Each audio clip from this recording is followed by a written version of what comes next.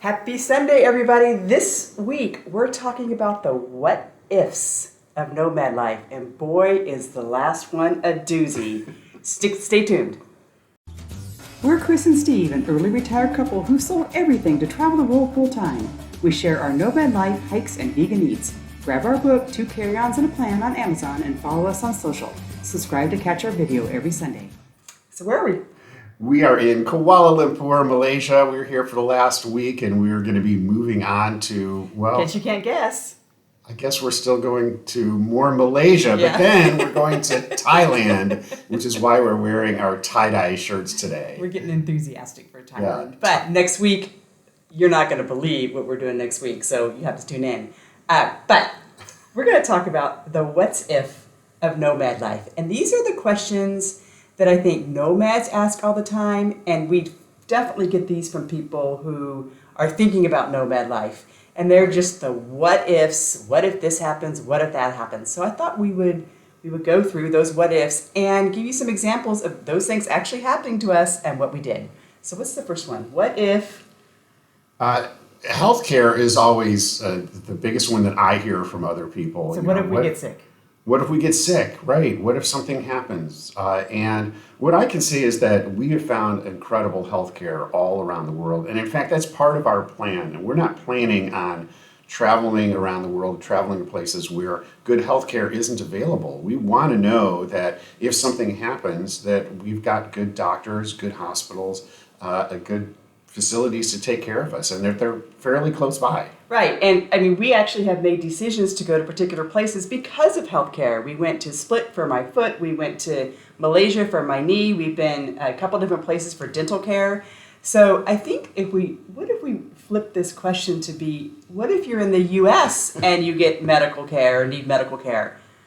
That's a very complicated question in the U.S., especially if you don't have insurance. So for us, we do have insurance. We'll put a link up here for how we got insurance. And also in the description, we have a whole write-up of the types of insurance you might need as nomads, the difference between travel insurance and medical insurance, and why you need one over the other. But we've got a great medical program. It has covered some of the things we've done while we've traveled. And when something happens, we just do like you would in the U.S. You get on the internet, we go into our medical care website and look for providers, Right. or we go to the local walk-in clinic. And what we have found so far, with no exception, is it's much more affordable. We can pay out of pocket. We haven't needed insurance to cover the minor stuff that we've been doing. And it's just, the what if really is not a what if. Yeah, and it's pretty easy to figure out when you get to a new place. One of the questions is, well, what's the phone number for 911? Right. It's not 911 in other countries, but there is a number that you call if you do have an emergency. It's easy to figure out what that is, and actually I tried it one time, and it works. And also, where's the closest hospital? Where's the closest clinic? Where's the closest pharmacy? Those things are easy to find out and easy to have documented and ready when you get to a new location. So if we do have a catastrophic health event, we are prepared, if necessary, to get stabilized wherever we are and head back to the U.S. I don't know why going back to the U.S. would necessarily be a reason to go. I mean, we certainly have found better healthcare elsewhere, but we have talked about the situation where healthcare might bring us off the road and put us permanently still or not as mobile as we are, and that might put us back in the U.S. But nonetheless, it's something we talk about all the time, and we feel like we've got a good answer for 99% of the scenarios of the what if about medical care, right? Right. All right. So from what if about medical care is the natural progression to what if one of us dies. Like he dies, I die, we both die. No, that's not going to happen. I refuse to die. Your tie-dye is going to keep you alive. That's right. Anyway, obviously it's not a fun question. It's a very sad question and something we do take very seriously. So just like in the U.S., we have our wills, we have our end-of-life directives. We talk about it. Actually, frequently we bring it up. Well, not frequently, but occasionally we bring it up and remind ourselves what our wishes are and how we deal with it. Obviously, in different countries, how you deal with a dead body and how you repatriate it back to the U.S. will change. So in order to compensate for not knowing that information, we will often look it up, or at least we know where the local embassy or the consulate is, right? Yeah, and we are not attorneys, so certainly if you haven't taken care of those kinds of decisions and documents that you need to, please, do that and find somebody who can help you if you need help preparing those documents. So I feel comfortable that we know what each other's wishes are, and we know where those documents are and how to access those things very easily in the inevitable or yes, it's going to happen. it's going to happen sometime. And also the language barrier to these types of questions. If we need to hire a translator to be able to get us through all of the stuff that's going to happen when we die, we're prepared to do that as well. And in order to find translators, you can often find those online. It's very easy. Or go to the embassy and they can help you there too. So the what if, we feel like we're prepared for that. Okay, on to some more fun things. So the next what if, we have to look at our notes, is, I think this is the scariest one. We actually, hold on for the scariest one. But the one I think nomads really worry about the most is the what if you lose your phone, what if you lose your wallet, what if you lose something important, your computer or whatever, or your luggage or whatever, your passport, That's a scary whatever. one. What if you lose stuff? So what are you going to do if you lose stuff? Well, you have a backup plan. So in case of, I like Chris's plan in case of credit cards. Why don't you tell them about that? Yeah, so I have a triplicate wallet. So what does that mean? So the stuff I carry every day, I always carry a piece of ID, an ATM card, and a credit card. Those are the three things I always have with me. And I have those in triplicate, meaning that I have another iteration of that in my backpack and another iteration of that in my carry-on suitcase. Now, I don't have 3 driver's license, so another ID might be my passport, another ID might be a medical card. I mean, they're not perfect, but at least they might help me in a scenario that I need those in. One. I have 3 different ATM cards for 3 different banks and 3 different credit cards for 3 different banks as well. So if we lose something or something goes fraud or something gets stolen or something gets lost or whatever, I don't have to drastically try to recreate the world overnight and to get money or an ID. I've got backups. Right.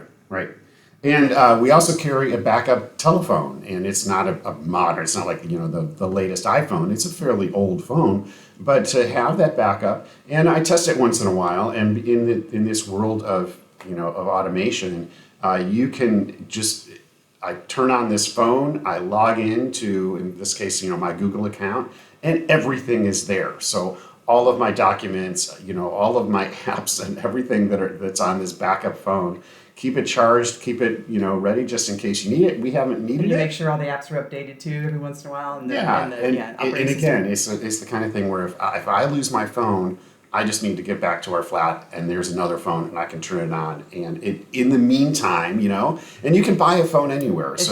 Everywhere you can buy a phone. You may not be able to buy that latest iPhone or the latest Android, but you can go buy a phone on almost any corner in any place. It's very easy to get a phone. So it's not, yes, it's the hassle of swapping and changing and, redoing your passwords or whatever, but it's very easy to go get a phone. But that's a scary one for me. Yeah. Losing my phone. Would you rather lose your phone or your wallet? Oh, I would rather lose my phone because I know I got a backup within 30 minutes. I've got a backup that works great. Yeah, that's a tough question. Yeah. Okay, next one. We got 2 more. The last one, hang on. By the way, please subscribe, give us a like. We want your comments. Do you love us? We want some love. But no, what we really want is your questions. So ask your questions below because we want to make sure we can answer your what if questions and your scenarios. So the next one is, what if you have an emergency back home? So I think everybody we know in our nomad life has had that got to get back to the US or got to get back to Canada or wherever emergency. It happens. I had just recently, it wasn't quite an emergency, but it was definitely got to go see my kid.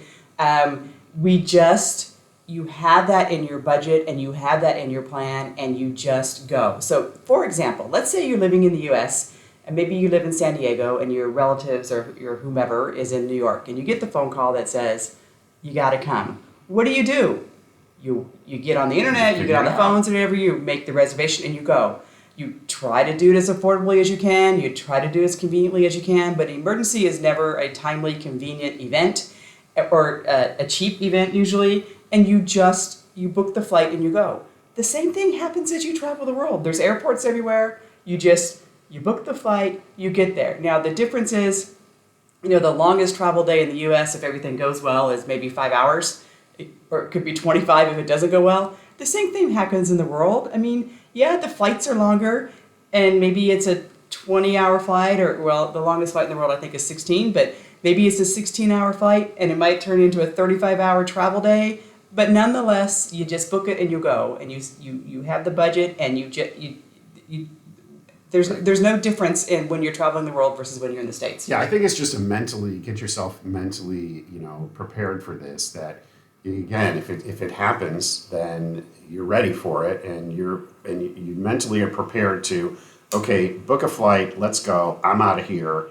And we have had other friends that have had this situation, and they've had really great connections of people where they are to help them and assist them. Right. So for example, if you're in the middle of a house sit, can you just get up and leave? So kind of have that idea in mind of what's my network where I am? Where are some people that are close to me, wherever I am in the world, that can help me out if I need to leave on an emergency basis. Right. Okay, the last one. This is the one I think nobody likes to talk about, and it's the truth of nomad life, I think. Yeah? So, it's the one thing that I hear really most, and it's said in a dozen different ways. Right. So what if you feel guilty about your nomad life?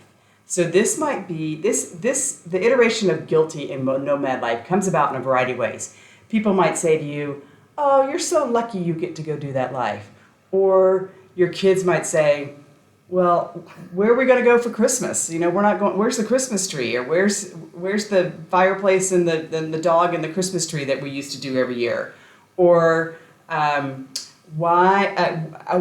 it's your responsibility to take care of your family members, or all these guilt-laden things that happen from often family member and friends because you are off flitting around the world, being irresponsible as you go from country to country.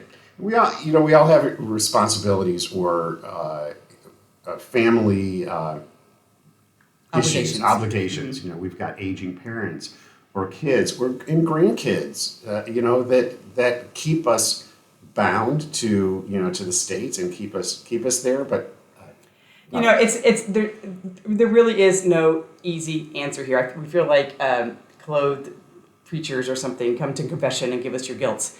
But the truth is, you're living your life.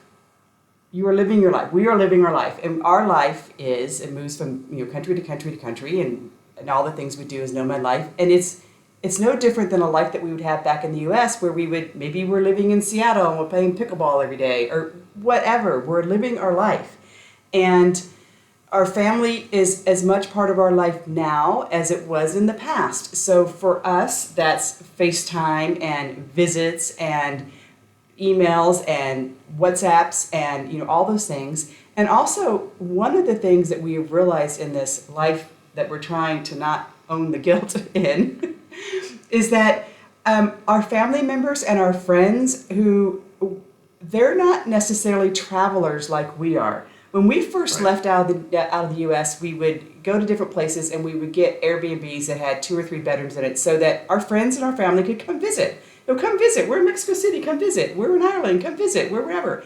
And what we realized is just because we're travelers, our friends and family are not necessarily travelers. And we need to make the time to go see them, not have them come and see us, right? Yeah, I think that's really key, is that the effort is on us to be able to reach out to those people that we kind of maybe left behind. I know that's a weird way of saying it, because there's some guilt there. And that it needs to be the effort that we take, that because we're kind of out of sight, out of mind. We're gone. We're halfway around the world. They don't even know what time zone we're in, and so they're hesitant to reach out to us. So we need to make that effort to keep in touch with family and friends and keep those connections going and make sure that those relationships that are important are staying intact. And you can tell that even as we discuss it, it's a difficult topic, and it's hard to express your love for people in the world around the concept of guilt. So anyway, how are you guys handling it? How do you handle the guilt? What guilt do you have? What if is keeping you from traveling around the world or having this nomad life? We really want to hear you. We hope this is a conversation that we can continue, and as we all work through our nomad lives. Talk to you. Hang on for next week. You're not going to believe what we're doing next week, and it includes animals. Animals. Animals. Lots of animals. Okay. Talk to you later. Okay.